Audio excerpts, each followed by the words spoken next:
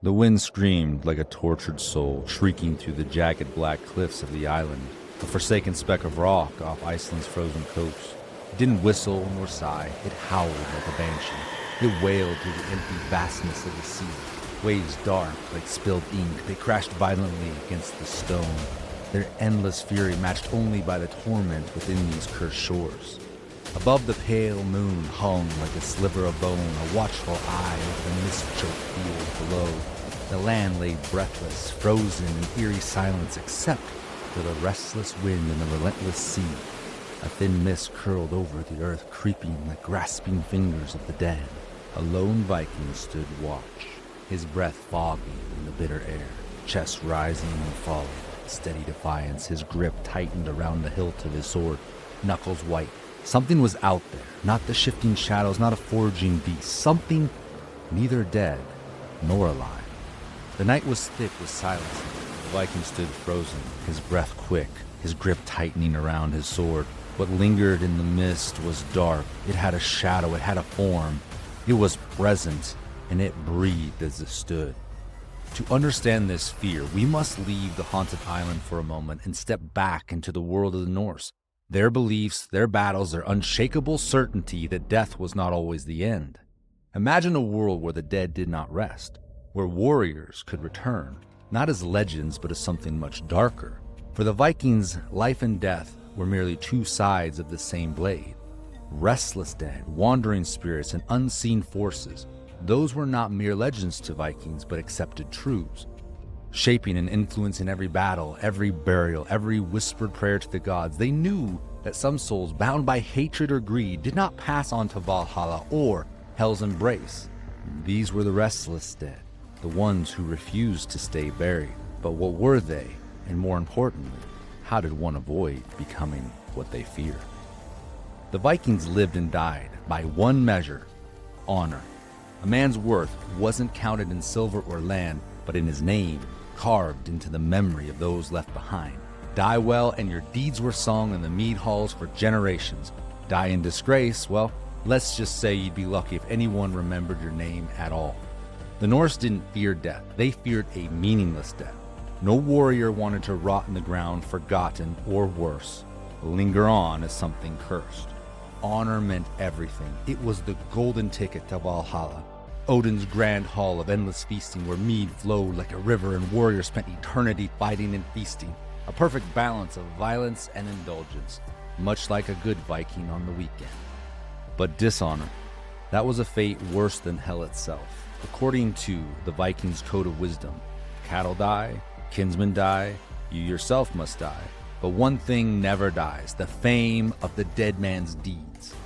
In other words, your actions outlived you, so you better make sure they're worth remembering. Otherwise, you might end up like Grettir from the Saga, who was such a nasty piece of work in life that when he died, he refused to stay put. His corpse sat upright in his burial mound, murdering anyone who came near. Real charming fellow. Grettir wasn't alone. The sagas are full of stories of men so greedy, vengeful, and dishonorable that even death couldn't get rid of them. These were the restless dead, cursed to walk the earth long after their time had passed. So how did one avoid such a fate? How did a Viking ensure they didn't rise from the grave, pale-eyed and hungry for vengeance? That's where things get interesting. The answer was simple, yet not so simple. Live well, die well, most importantly, stay dead.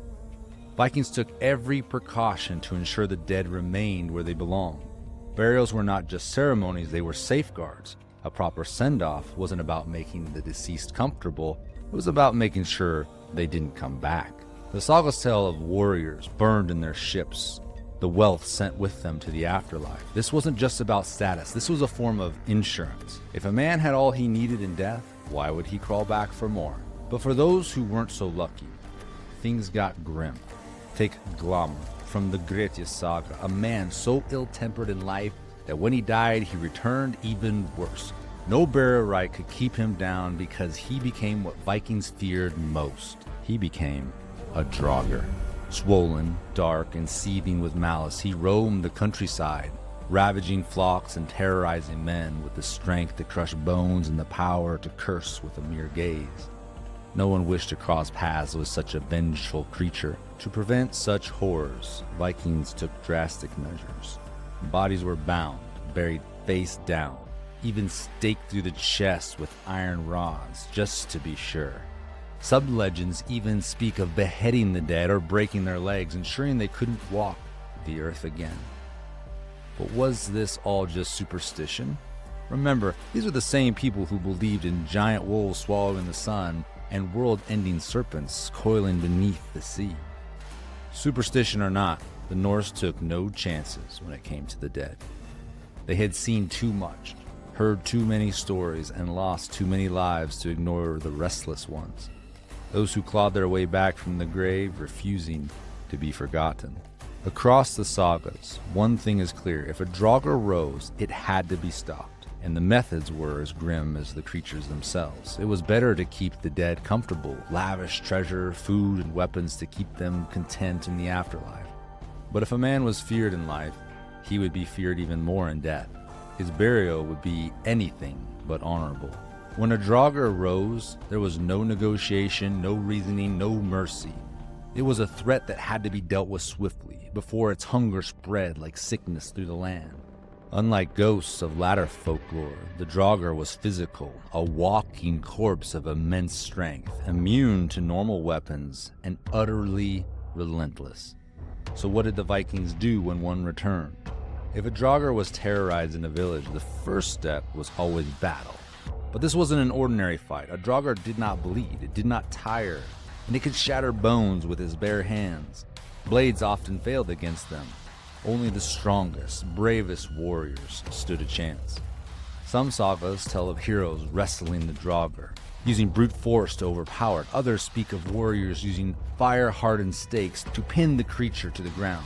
But if physical combat failed, more extreme measures were needed. If a Draugr couldn't be bested in combat, the Vikings turned to rituals of destruction. These weren't mere burials, they were exorcisms of flesh and fire. Burning the body was the most effective method. A Draugr reduced to ash could no longer rise. Dismemberment, chopping off the head, severing the limbs, breaking the bones, anything to make sure it stayed dead.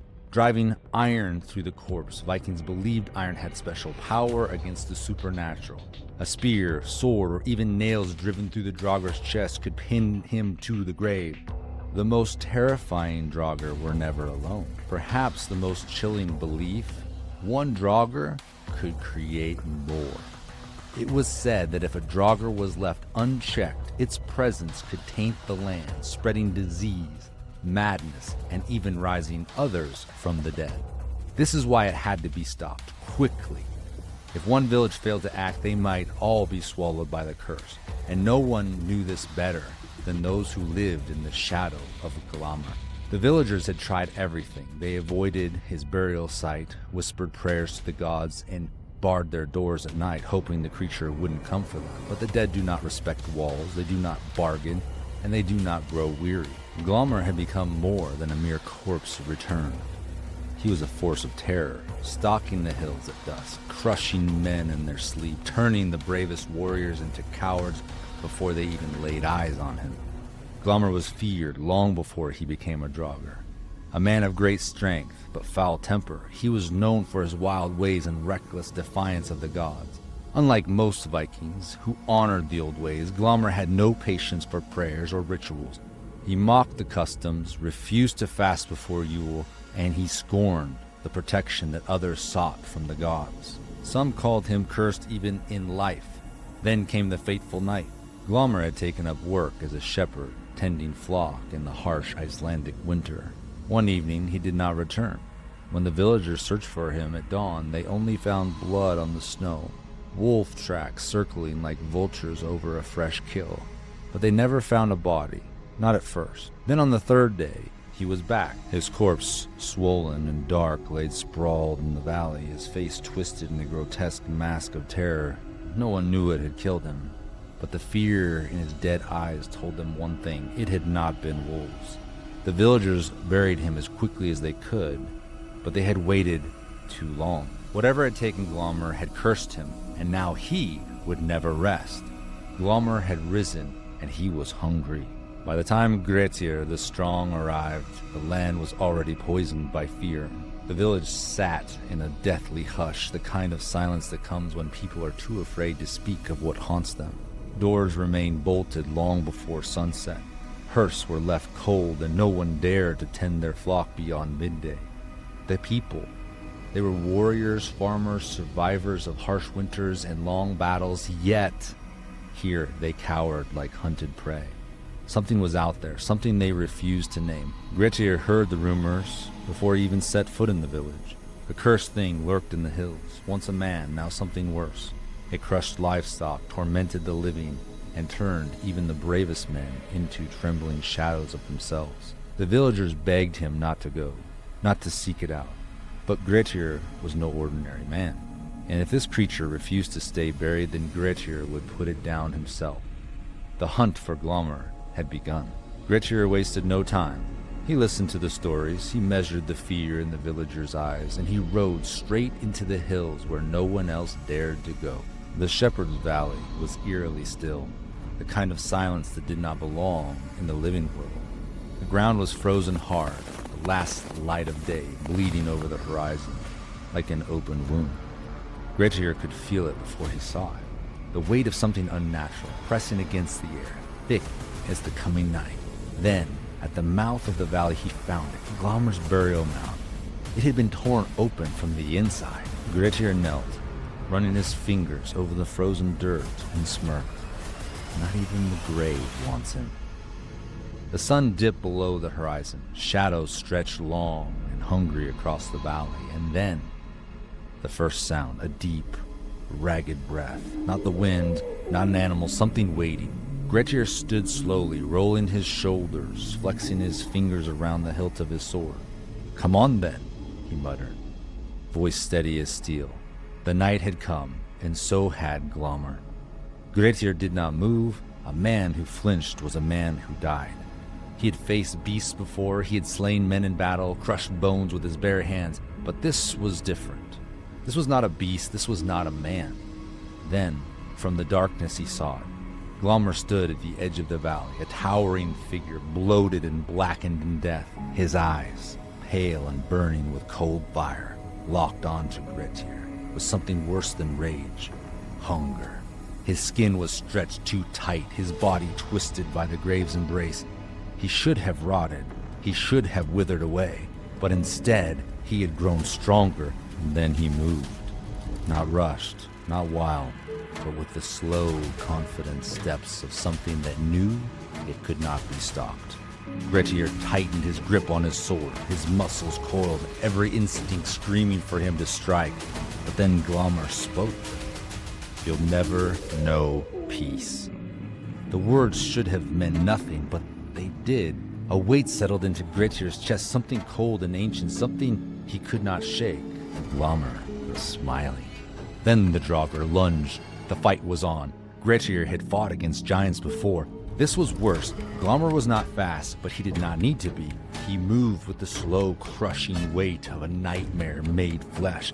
His strength something beyond human, beyond natural. Grettir's first blow struck true. His sword bit deep into the Draugr's side, but no blood came. Instead, the wound gaped black and empty, as if the blade had cut into shadow itself. Glamr lunged. Then he struck. The blow came like a falling tree, unstoppable. Grettir barely raised his shield in time before the sheer force sent him skidding backwards, boots digging trenches in the frozen earth. For the first time in years, Grettir felt it. Fear. Is this it? He thought, shaking the numbness from his arms. Is this where my saga ends? No, not tonight. With a roar, Grettir lunged forward, driving his shoulder into the Draugr's chest, slamming him back into the hillside. They crashed together like wild beasts, tumbling into the snow, fists hammering, bones cracking. Glamr's hands clasped around Grettir's throat. For the first time in his life, Grettir felt his strength falling. No blade could kill this thing. No shield could stop him. And then, through the swirling snow, Grettir saw the sky, the stars, the light, and then he remembered what Glamr feared most. With every ounce of his remaining power, he wrenched free from the Draugr's grip, his hands shooting forward, not for his sword, not for his axe, but for Glamr's cursed, staring eyes. He pressed his thumbs deep into the creature's pale, burning gaze, and the night itself seemed to scream. Glamr's body seized, his grip slackened, and for the first time, fear filled the eyes of the dead, because the light of the heavens had given him power. With one last desperate cry, Grettir threw the monster down onto the frozen earth. Glamr's body convulsed once, twice, and then lay still. The Draugr was slain, but as Grettir staggered back, his chest heaving, his vision blurring, Glamr's voice rasped up from the void one last time. You'll never know peace. You will be hunted, hated, and alone to the end of your days. A curse. Grettir had won the battle, but the war for his soul had only just begun. The valley was silent now. No more laughter, no more shifting weight in the dark. Glamr was gone, but his words remained. Grettir staggered to his feet, his breath ragged, his body aching, his hands trembled, not from fear, but from what was said. He had killed the creature that could not die, and yet the victory felt hollow. The villagers would rejoice, the land would breathe again, the night would no longer belong to the dead, but Grettir himself, he had paid a price. You will never know peace. You will be haunted. You will be hated until the end of your days. A coldness settled into his bones, something deeper than exhaustion, something he could not shake. He was no stranger to battle, but this was different. He could still feel Glamr's burning gaze in his mind, as if the Draugr had left something behind, a mark, invisible yet unshakable. He glanced up, the stars still shone. The sky had not changed. The world had not ended, but his world had. He had won, and yet he had lost. He lost something far greater, because from this night forward, Grettir would walk a road without rest, without home, without peace. He would live as the greatest warrior of his time and die as the most cursed man to ever walk the land. Grettir the Strong stood alone in the dark, facing the unknown. He did not know what would happen, whether he would live or die, whether the battle was one he could win, but he stood anyway. That is what it means to be a Viking, not just in name, but in spirit. It's the courage to face what others run from, the resolve to carve your own path, even when the road is treacherous. The willingness to stand, not because you know who will win, but because some battles must be fought. So, my friend, what does this saga have to do with you? Let's be honest. You may not be wrestling with a Draugr in the hills of Iceland, but that doesn't mean you don't have your own battles to fight. Maybe it's that project you've been putting off. Maybe it's the fear of stepping into something new. Maybe it's the voice telling you that you're not strong enough, not good enough, not ready. Sound familiar? Grettir didn't wait until he felt ready. He didn't wait until the odds were in his favor. He walked into the darkness knowing it would cost him, but knowing he had to stand anyway. And that is what we, in the spirit of the Vikings, can take from this tale. Every single one of us faces a Draugr. It may not have glowing eyes and a body blackened with death, but it stands between you and where you want to go. It's that fear, that hesitation, that thing that you've avoided for far too long. And like Grettir, you have two choices. Turn away and let fear grow stronger and live in its shadow. Or stand firm, grip your sword, or your laptop, or your gym shoes, or your dreams, and take it head on. You don't have to be fearless to fight. You just have to fight. And when you do, when you push through, when you wrestle that Draugr and you throw it to the ground, you'll find something powerful on the other side. You'll find yourself. So what's your battle today? What's the one thing that wants to own you? Face it, stand firm, and take your place among the warriors of old. And if you need a crew, well, you're in luck. Join the Viking Legacy and Lore Discord, where warriors of the same mind and spirit gather. Share your battles, your victories, your sagas, because no Viking fights alone. This is one of the first episodes, and I'm truly grateful that you took the time to listen. The goal is to build an amazing Viking community. Every Viking settlement began the same way. A handful of people standing on the shores of a new world, uncertain but determined. And in a way, that's exactly what we are building here. This podcast is a journey, a long ship pushing off into the unknown, a settlement rising from nothing but belief and hard work. It'll take time, it'll take commitment, but if you are willing to stand with us, to be a part of this growing community, then together we can build something incredible. A place where we don't just tell stories, we live them. Where we don't just learn history, we connect with it. And if you're ready to join us, you don't have to wait until the next episode. The doors to the hall are always open. Join the Viking Legacy and Lore Discord, where warriors, scholars, and storytellers gather. Discuss the myths, the legends, the truths behind the sagas, and be part of the crew as we grow the greatest Viking settlement. Not on a distant shore, but here in the minds and hearts of those who seek adventure. This is just the beginning. The question is, will you stand with us? If you've enjoyed this episode, leave a review, share it with a fellow warrior, and make sure to follow so you don't miss what's coming next. The sagas are only the beginning. And until next time, be bold, be strong, and awaken the Viking within you.